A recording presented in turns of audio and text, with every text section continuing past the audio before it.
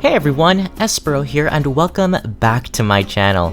We've got another unit builder video for today, and as I'm sure you might have guessed from the title, we'll be talking about Linde today. She is the newest unit to be getting a Resplendent skin, and at the time of this video, she will be available to FEH Pass holders after the reset tonight. She's a really good infantry blue tome unit from book 1, and her stats have aged surprisingly well, so I figured this might be a fun opportunity to take a look at what she's got and see what we can do with her. At 5 stars, level 40, a completely neutral ordinary Linde comes with 35 HP, 35 attack, 36 speed, 14 defense, and 27 resistance. Now, what's particularly impressive about her stat spread is how well min-maxed it is, especially for a book 1 unit. She's got some really solid attack and speed at an incredibly low bulk. She's very clearly a glass cannon, much like Lysithea and Lilina. Her job will be to nuke foes on the player phase without having to take very many hits, if any at all. Interestingly enough, she does have super boons in HP and defense, but I would definitely advise against using either of these, as she's really going to want to concentrate her efforts on her player phase nuking. Now keep in mind that what we're looking at right now are her stats without the Resplendent skin. With the Resplendent skin, she gets +2 to all her stats, making her that much better at what she already does. Now, I won't really talk about her base kit as it's incredibly outdated. However, I do want to address her personal weapon, as it can be upgraded and even swapped out for a completely different tome with a slightly different effect. Let's break it down. So, Linde's personal weapon is Aura, which has 14 might and a built-in Breath of Life effect. It's not exactly the most impressive weapon, but when upgraded it becomes a bit more potent. It's at this point that the path splits and we have the choice of upgrading Aura or evolving it into Dark Aura. Ooh, which is also shared by Dalthea, by the way. With both of these tomes, Linde provides an out-of-combat buff of +6 attack to adjacent allies depending on their weapon type. With Aura, she grants that bonus to magic and staff allies. With Dark Aura, she grants that buff to any close-ranged allies. Which tome to choose is entirely dependent on your team comp, and for the sake of today's video, we'll actually be using both tomes in each of our builds. However, the fun doesn't end here, as both of these weapons can be further upgraded to grant her +5 attack and speed in combat, so long as she is within 2 spaces of an ally of each respective weapon type. These are both fantastic refines, as they allow her to double as both a support unit while also leaning into her offensive stat spread. She's quite versatile, and for that reason, let's take a look at our first build and see how we can best build her with as few resources as possible.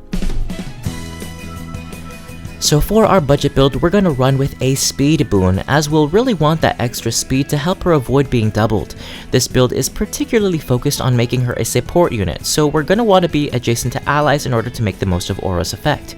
Speaking of which, since her weapon is focused on supporting magical allies, it felt fitting that we throw in Res Smoke into our C slot. With it, we'll be able to soften up our foes and make them much easier to take down, not just for Linde's own benefit, but for the benefit of her magic allies as well.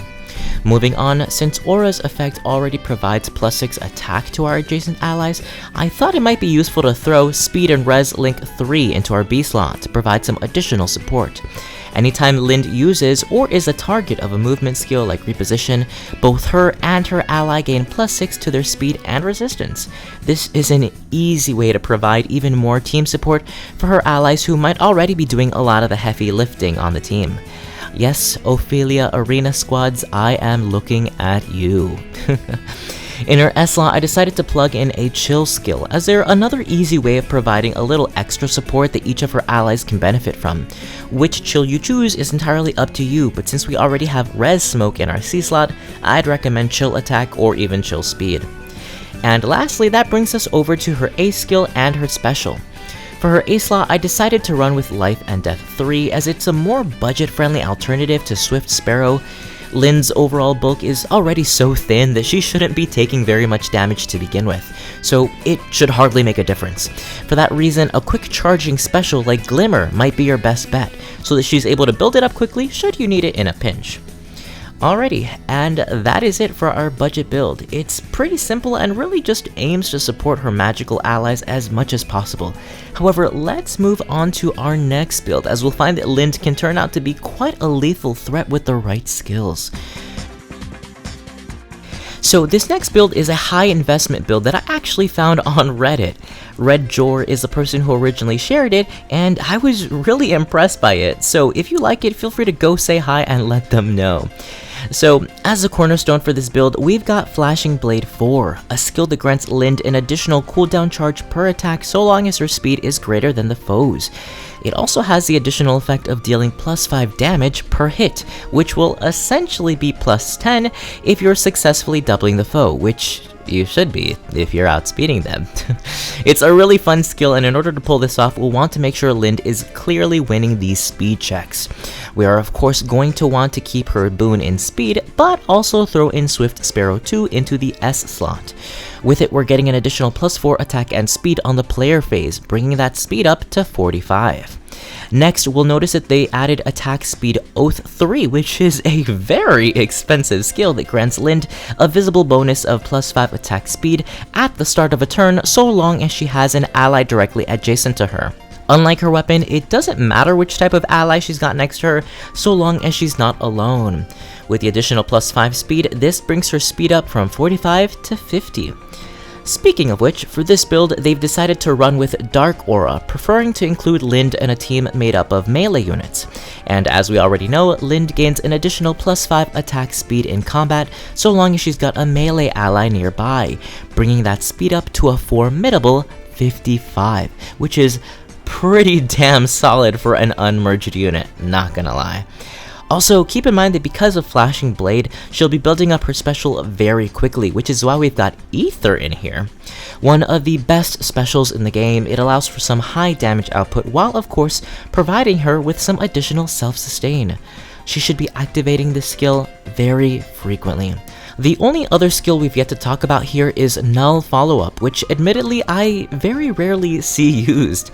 However, I do understand why it's here, and no, it's not just because they killed a fallen Merida and was able to grab both skills for the price of one, but rather, Null Follow-Up disables any skills that prevent Linde from performing her follow-up attack, as well as disabling any skills that guarantee the foe's follow-up attack.